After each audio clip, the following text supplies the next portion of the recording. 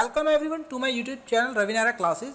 दोस्तों आज हम स्टार्ट करने वाले हैं बेसिस ऑफ अकाउंटिंग कि अकाउंटिंग के ऐसे कौन कौन से बेसिस हैं जिसके ऊपर हम अकाउंटिंग कर सकते हैं। तो चलिए स्टार्ट करते हैं अपनी आज की क्लास को। बेसिस ऑफ अकाउंटिंग का आप तभी कर पाएंगे जब आपको ये पता होगा कि आपको प्रॉफिट हो रहा है या लॉस हो रहा है। ठीक है, और ये जानने के लिए कि आपको प्रॉफिट हो रहा है या लॉस हो रहा है तो आपको एक अकाउंटिंग का बेस चूज़ करना पड़ेगा। तो अकाउंटिंग के दो बेसिस होते हैं, एक होता है कैश बेसिस ऑफ अकाउंटिंग और दूसरा होता है आपका एक्रुअल बेसिस ऑफ अकाउंटिंग। तो चलिए पढ़ लेते हैं ये कैश बेसिस और एक्रुअल बेसिस क्या होते हैं। तो सबसे पहले स्टार्ट करते हैं अपना कैश बेसिस ऑफ अकाउंटिंग के साथ। Under the system of accounting transactions is record in the books of accounts on the receipt payment of cash. देखिए कैश बेसिस जब आपसे कहा जाए ना तो आपको सिर्फ याद रखना है कि कैश कैश का मतलब है कि अगर पैसा आपके पास आ रहा है, ठीक है, अगर आपको रिसीव हो रहा है तो आप एंट्री करेंगे और अगर आप कैश किसी को पे कर रहे हैं तो आप एंट्री करेंगे। क्रेडिट की कोई भी एंट्री इस सिस्टम के अंदर नहीं होती है।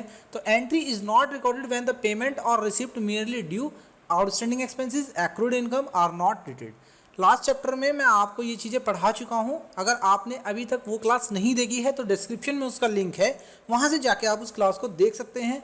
उस क्लास को देखने से आपको ये कॉन्सेप्ट क्लियर हो जाएंगे।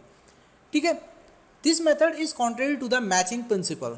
मैंने आपको मैचिंग प्रिंसिपल भी पढ़ाया था, अगर वो क्लास भी नहीं देखी है तो उसका लिंक भी आपको डिस्क्रिप्शन में मिल जाएगा, वहाँ से जाके आप ये मैचिंग प्रिंसिपल भी क्या होता है देख सकते हैं। तो आपको सिर्फ इतना ही याद रखना है कि अगर आपको कैश रिसीव हो रहा है तो आपको एंट्री करनी है और अगर आप किसी को कैश पे कर रहे हैं तो आपको एंट्री करनी है। नेक्स्ट आता है merits of cash basis of accounting कि इसकी क्या क्या ऐसी एडवांटेजेस हैं।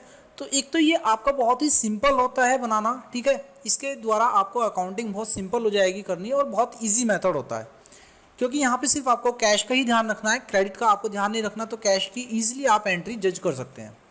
It provide clear and accurate picture of cash flow. यहाँ से आपको कैश फ्लो की क्लियर पिक्चर आपको मिल जाएगी, कितना कैश आपके पास आया है, आपने रिसीव किया है और कितना कैश आपने पे किया है, ये सारी जानकारी आपको यहाँ से मिल जाएगी, इस सिस्टम के थ्रू मिल जाएगी। This method is suitable for the business who does not want to ascertain their results on accrual basis। ये ऐसे बिजनेसेस के लिए बहुत अच्छी होती है जहाँ पर accrual basis की ज़रूरत नहीं होती।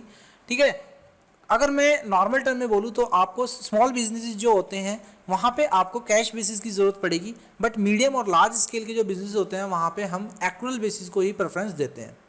It is not an appropriate method of ascertaining result of operations because advance incomes और expenses are also taken into account. देखिए ये मेथड हमेशा आपको एक्यूरेट रिजल्ट्स नहीं देगा, एप्रोप्रिएट मेथड नहीं माना जाता क्योंकि यहाँ पर आप आउटस्टैंडिंग की जो एंट्रीज होती हैं उनको छोड़ देते हैं, एडवांस की एंट्रीज होती हैं उनको छोड़ देते हैं।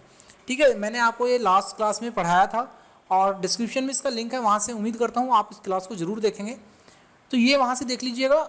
एडवांस और आउटस्टैंडिंग जो एंट्रीज होती हैं वो यहाँ पर नहीं की जाती, यहाँ पर सिर्फ और सिर्फ आपकी कैश बेसिस के ऊपर ही एंट्री की जाती है, कैश की एंट्री की जाती है। डीमेरिट्स की अगर मैं इसकी बात करूं तो डीमेरिट्स में पहला पॉइंट होता है कि ये आपको ट्रू और फेयर व्यू फाइनेंशियल स्टेटमेंट्स का नहीं देगा। क्यों?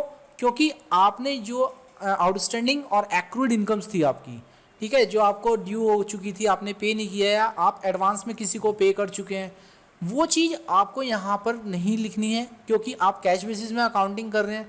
तो जो एक्रूड इनकम्स हैं जनरेट हो चुकी हैं बट अभी तक आपको रिसीव नहीं हुई है, अब जब तक रिसीव नहीं होगी तब तक आप लिखेंगे नहीं।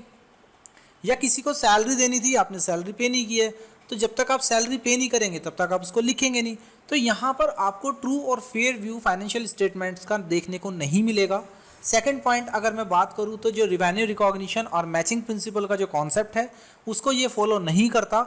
ठीक है, तो ये भी इसकी डिमेरिट बन जाती है। और लास्ट पॉइंट होता है कि कैपिटल और रिवेन्यू ट्रांजैक्शंस जो होती हैं ये उनके अंदर डिफ्रेंशिएट नहीं करता है, उनको अलग अलग नहीं मानता है, सेम नेचर का मान के ये दोनों को एंट्री सेम तरीके से करता है।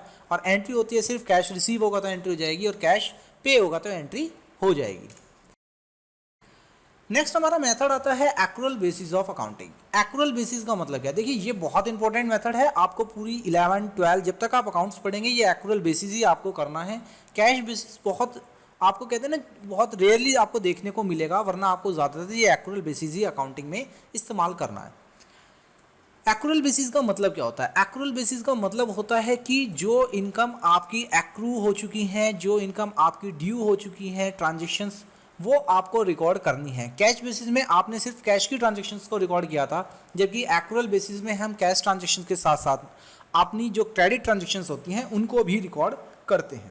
It means under this method, transactions are recorded in the books when they occurred and becomes due irrespective of the facts when the receipt or payment are actually made for the transactions.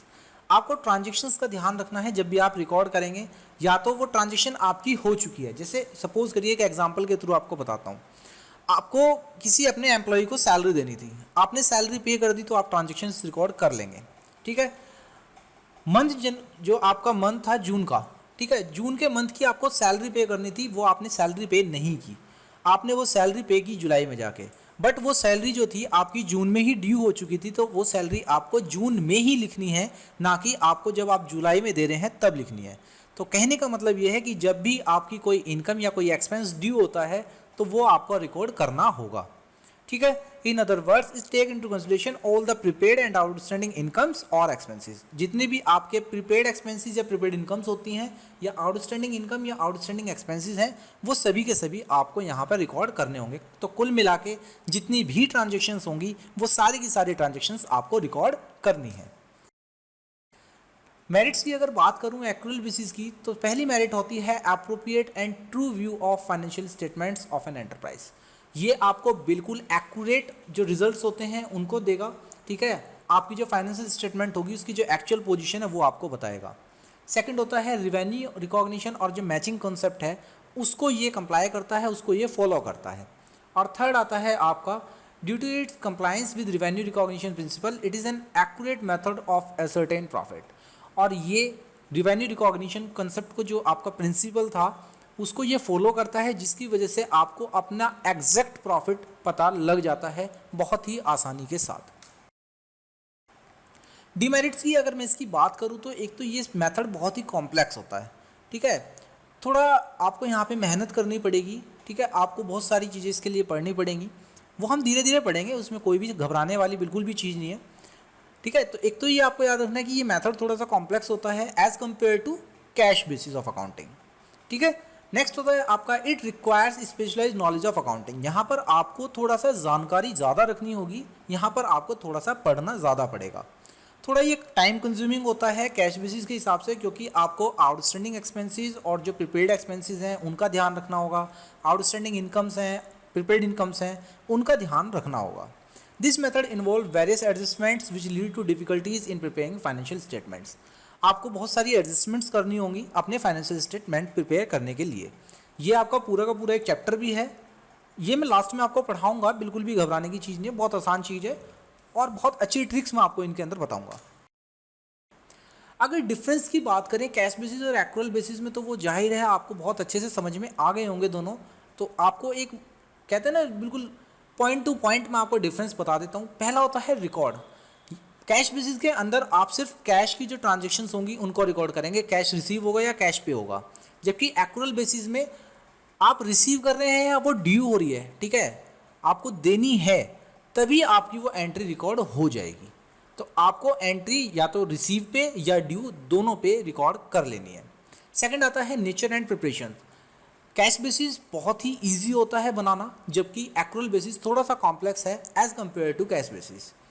अगर preferable की बात करें तो small businesses के लिए cash basis बहुत easy होता है, ठीक है, वहीं पे ये यूज़ होता है ज़्यादातर। और एक्रूअल बेसिस आपका जो मीडियम, लार्ज और बिग बिजनेसेस होते हैं वहाँ पर एक्रूअल बेसिस को इस्तेमाल किया जाता है।